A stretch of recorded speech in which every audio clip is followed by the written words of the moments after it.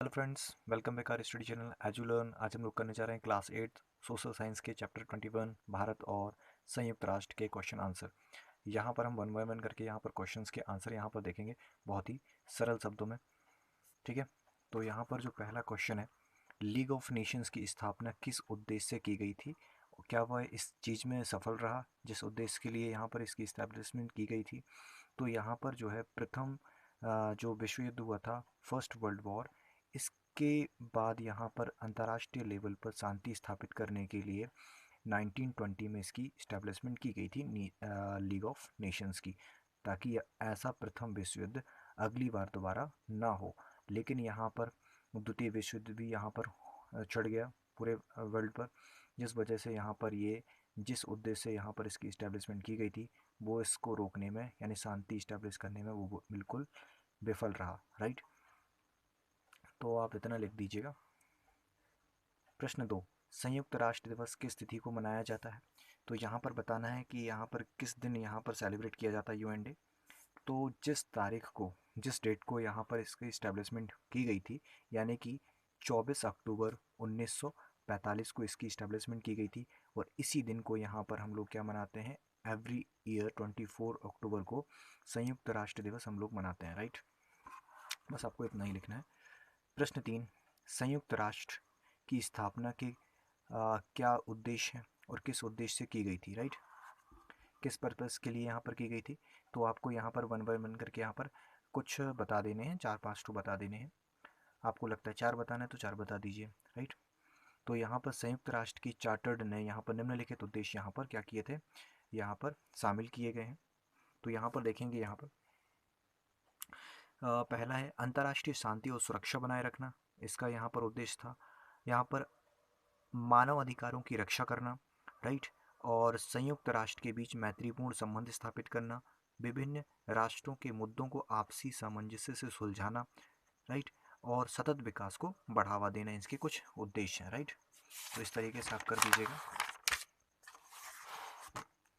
तो हम लोग देखेंगे, यहाँ पर हम देखेंगे सुरक्षा परिषद के स्थायी सदस्य देशों के नाम बताइए। तो जो सिक्योरिटी काउंसिल है उसमें जो परमानेंट मेंबर हैं उन मेंबर्स के हमें नाम बताने हैं। तो यहाँ पर जो सिक्योरिटी काउंसिल है यानी सुरक्षा जो परिषद है उसमें टोटल 5 मेंबर हैं यहाँ पर अभी वर्तमान में भी, चीन, रूस, France, America and United kingdom.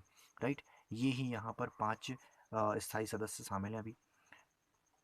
प्रश्न 5, न्याय परिषद का क्या काम है? तो जो जैसा कि आपको मालूम होना चाहिए कि जो संयुक्त राष्ट्र है वो कुल 6 यहाँ पर बॉडी से मिलके बना है। राइट, जिसमें से है न्याय परिषद।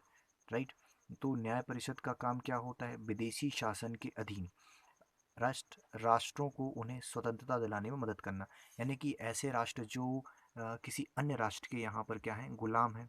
राइट, उन उपनिवेश बने हुए हैं, उनको स्वतंत्रता दिलाने में मदद करना, उन्हें न्याय दिलाना। राइट, तो आज हम लोग अभी करने जा रहे हैं 6। राइट, तो हम नेक्स्ट करेंगे संयुक्त राष्ट्र की प्रमुख अंग कौन कौन से हैं और किसी एक अंग का आपको वर्णन करके बताना है। राइट, तो यहाँ पर 6 अंग हैं कुल।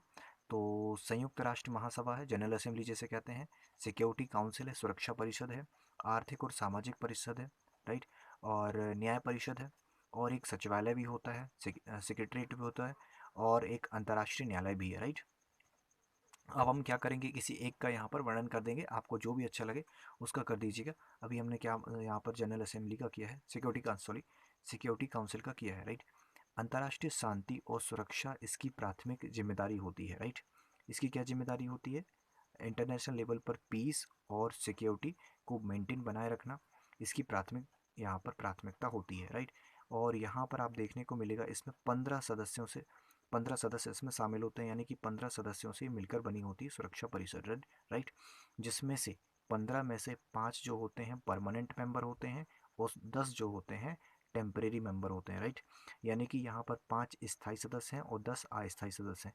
इनके अगर आप नाम लिखना चाहें तो नाम लिख दीजिएगा, अगर नहीं लिखना चाहें तो बस इतना ही लिख दीजिएगा, काफ़ी होगा।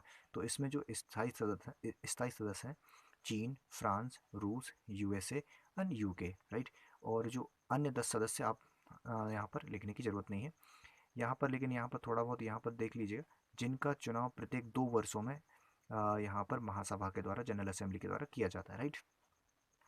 तो आप इतना लिख दीजिएगा, अगर आपको लगे इतना ही लिखना है तो इतना लिख दीजिएगा, अगर इनके नाम लिखना है तो नाम लिख दीजिएगा, राइट। तो जो भी आपको अच्छा लगे। प्रश्न 7, विश्व स्वास्थ्य संगठन की स्थापना का उद्देश्य क्या है, यानी WHO वर्ल्ड हेल्थ ऑर्गेनाइजेशन की स्टैब्लिशमेंट किस पर्पज से यहाँ पर की गई थी, राइट। तो आपको मुख्यालय यहाँ पर लिखने की जरूरत नहीं है, बस उद्देश्य पूछा तो उद्देश्य लिख दीजिएगा, राइट। तो इसका जो उद्देश्य है, सभी के शारीरिक और मानसिक स्वास्थ्य को सुधार करना, राइट, या उसमें सुधार लाना। देशों का सभी देशों को, जो भी इनके मेंबर हैं, उन देशों को तकनीकी सहायता देना, स्वास्थ्य रुझानों की निगरानी और उसका आकलन करना, लगातार यहाँ पर हेल्थ मॉनिटरिंग करना और मानक एवं मानदंड स्थापित करना, राइट, और वैश्विक स्वास्थ्य मामलों का नेतृत्व करना और स्वास्थ्य अनुसंधान एजेंडे को आकार देना। तो आपको यहाँ पर इतना सारा लिखने की जरूरत नहीं है, बस कुछ 2-3 पॉइंट आपको अच्छे लगे तो इनमें से कोई भी लिख दीजिएगा, राइट। तो हम देखेंगे यहाँ पर प्रश्न 8, संयुक्त राष्ट्र अंतर्राष्ट्रीय बाल आपात कोष का क्या काम है, राइट, जिसका मतलब है यूनिसेफ, राइट।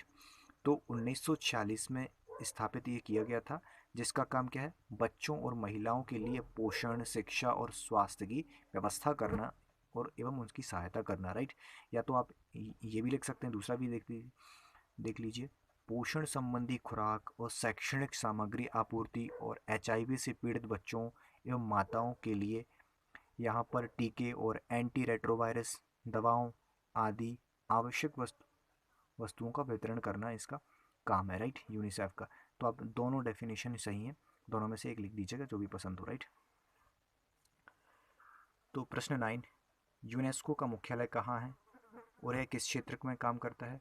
तो यूनेस्को का जो मुख्यालय है फ्रांस की राजधानी पेरिस में है और इसका काम क्या है, शिक्षा, संस्कृति, विज्ञान के क्षेत्र में विभिन्न राष्ट्रों के बीच आपसी सहयोग को बढ़ावा देना है, राइट। तो यहाँ पर आप कर लीजिएगा इतना।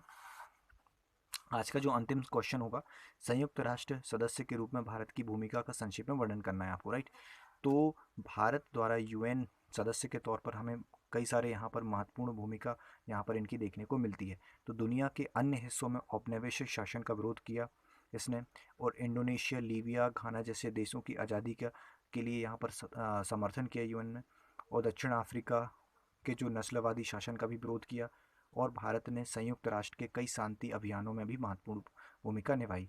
कोरियाई युद्ध के दौरान भारत द्वारा प्राथमिक उपचार के लिए चिकित्सा मिशन भेजा, निशस्त्रीकरण की चर्चा पर इन्होंने सक्रियता से भाग लिया हमारे भारत ने, और परमाणु हथियारों के उन्मूलन की वकालत की। और आप यहाँ पर एक ठोर जोड़ सकते हैं, कई सैन्य अभियानों में भारत ने अपनी सैन्य सहायता भेजकर महत्वपूर्ण भूमिका अदा की। तो इस तरीके से आप लिख सकते हैं, इनमें से कोई भी पॉइंट आपको जो भी अच्छे लगे वो लिख सकते हैं, 5-6 पॉइंट, राइट। तो धन्यवाद बच्चों, अगर आपको समझ में आया हो तो लाइक करिए, सब्सक्राइब करिए, धन्यवाद।